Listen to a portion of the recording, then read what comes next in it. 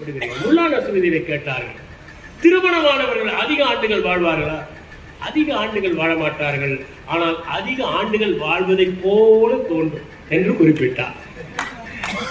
இது முல்லா நஸ்ருதீன் குறிப்பிட்ட ஒரு முக்கியமான செய்தி. எனவே நாம் தெரிந்து கொள்வது ஒன்று என்னவென்றால், மரணத்தை பற்றிய ஒரு முக்கியமான நிகழ்வு என்பது மரணத்தை நாம் புரிந்து கொள்வதில் தான் இருக்கிறது.